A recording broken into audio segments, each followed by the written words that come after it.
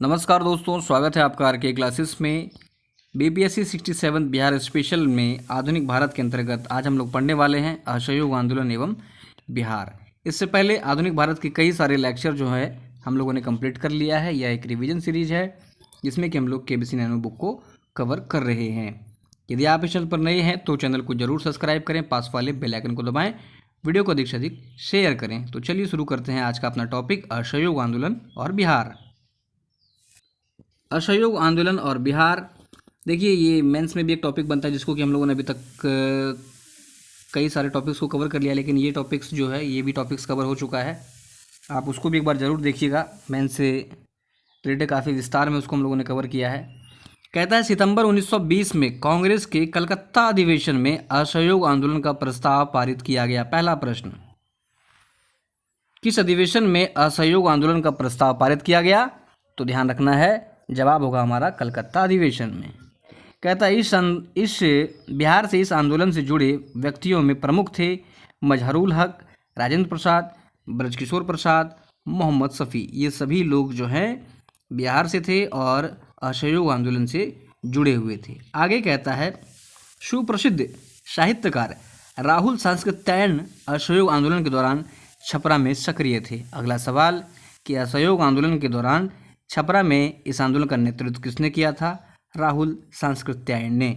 ध्यान रखिए। आगे कहता है कि गांधी जी ने 6 अप्रैल 1930 को सविनय अवज्ञा आंदोलन की शुरुआत की। फिर सवाल हमसे बन सकता है कि सविनय अवज्ञा आंदोलन की शुरुआत कब हुई थी? 6 अप्रैल 1930 को। इसकी शुरुआत 5 अप्रैल 1930 को दांडी में नमक कानून तोड़ने के साथ हुई थी। ध्यान रखना है, दांडी मार्च 5 अप्रैल 1930 को। मजहरुल हक ने पटना के दीघा में खैरू मियाँ द्वारा दान में दिए गए जमीन पर सदाकत आश्रम स्थापित किया। यह प्रश्न कई दफ़ा पूछा गया है, तो ध्यान रखना है कि सदाकत आश्रम की स्थापना किसने की थी? मजहरुल हक ने। ठीक है, और ये भूमि जो दान दिया था खैरू मियाँ ने, कहाँ पर? पटना के दीघा में। आगे कहता है कि यहाँ से छात्रों द्वारा चरखे बनाने का काम आरंभ हुआ।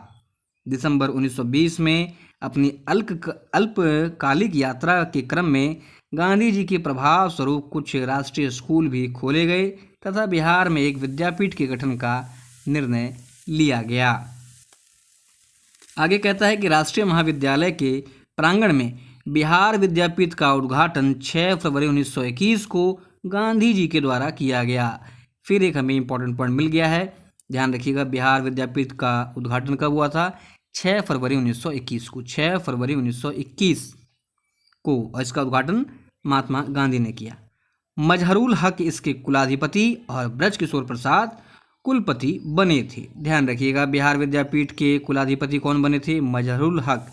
इनसे एक और नाम आपको ध्यान में रखना है कि सदाकत आश्रम की स्थापना की थी और ये पटना के दीघा में खैरू मियाँ ने ये भूमि दान में दी थी। आगे कहता है कि 30 सितंबर 1921 को मजहरुल हक ने सदाकत आश्रम से दी मदरलैंड नामक अखबार निकालना प्रारंभ किया। एक और इम्पोर्टेंट पॉइंट जो कि पूछा भी जा चुका है, दी मदरलैंड अखबार जो है ये किसने निकाला था? मजहरुल हक ने।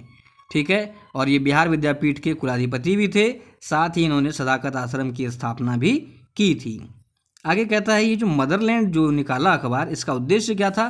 तो राष्ट्रीय भावना का प्रसार, असहयोग का कार्यक्रम का प्रसार और हिंदू मुस्लिम एकता का उपदेश देना था। सवाल हमसे इस तरह भी पूछा जा सकता है कि पटना से प्रकाशित निम्न में से किस अखबार का उद्देश्य राष्ट्रीय भावना का प्रसार, असहयोग कार्यक्रम का प्रसार, हिंदू मुस्लिम एकता का उपदेश देना था? तो दी मदरलैंड 1921, मजहरुल हक, पटना सदाकत आश्रम से। आगे देखते हैं।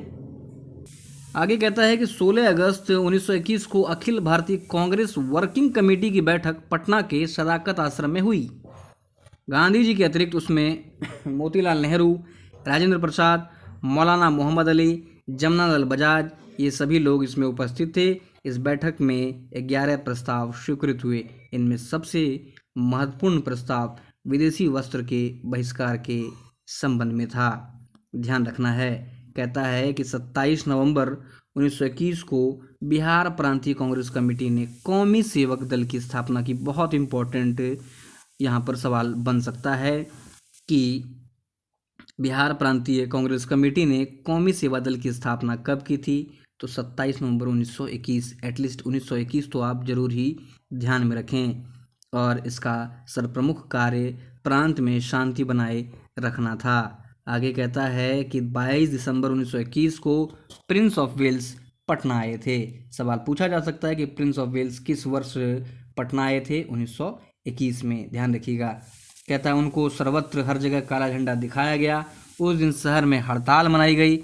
जब असहयोग आंदोलन जोर पकड़ रहा था उसी समय 5 फरवरी 1922 को चौरा चौरी कांड हो गया। ठीक है, इस कांड से क्षुब्ध होकर गांधी जी ने असहयोग आंदोलन को स्थगित कर दिया। तो ये भी ध्यान में रखना है हमें कि चौरा चौरी कांड कब हुआ था? 5 फरवरी 1922 को। क्लियर है। कौमी सेवा दल की स्थापना कब हुई थी? 1921 में। प्रिंस ऑफ वेल्स पटना कब आए थे? 1921 में। सदाकत आश्रम, मजरुल हक, ठीक है। फिर दी मदरलैंड, मजरुल हक। बिहार विद्यापीठ के जो हैं कुलाधिपति मजरुल हक। आगे कहता है इस आंदोलन का सबसे व्यापक प्रभाव मुजफ्फरपुर और शाहाबाद जिले में देखा गया। पटना इसका मुख्य केंद्र था। साथ ही गया, आरा, मुंगेर, किशनगंज, पूर्णिया भी इससे प्रभावित हुआ था।